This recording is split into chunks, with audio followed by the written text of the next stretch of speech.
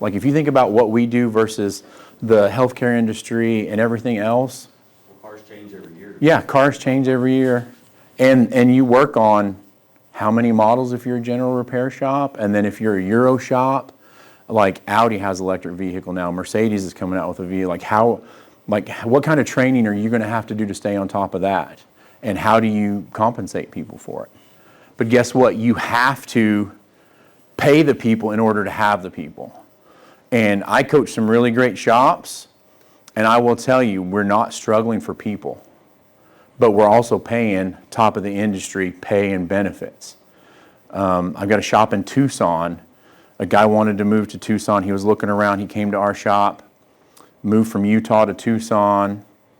And that goes more to image and website and things like that, because the guy searched everywhere in Tucson to decide where he wanted to go. He's a Porsche technician. And he's a year in now, and we're getting ready to move another one of the guys that he worked with from Utah to Tucson, because the guy talks about what a great shop that's there. But you take technicians to things like this. This is a benefit.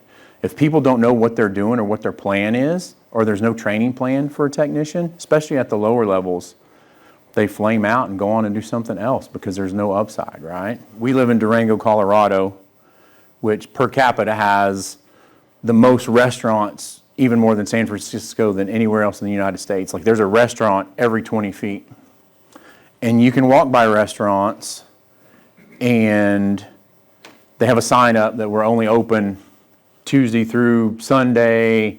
Then you go in and they're like, oh, I'm sorry, we don't have enough people. They have a shirt that says, please, whatever. I'm so sick of that.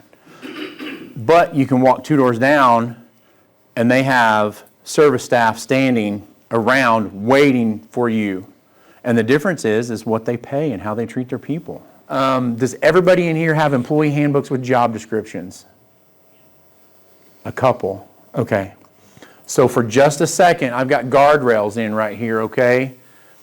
If somebody that doesn't have it, if you wanted to discipline an employee, if you wanted to coach an employee, or anything like that, how do you do it if you don't have a handbook with job descriptions?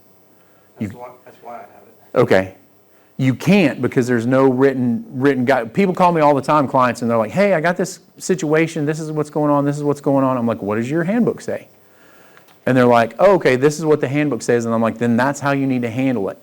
And if your handbook isn't written properly the way you want it done, then you have to revise it and then do it and then share it. But if, like we're talking about holding technicians accountable or talking to them about productivity and things like that, if we don't have a mechanism to hold them accountable, then the whole system's shot and you can't hold anybody accountable. And that's what, like I said, 3 things that shop owners should be doing. I should probably add a 4th. Coaching and mentoring your employees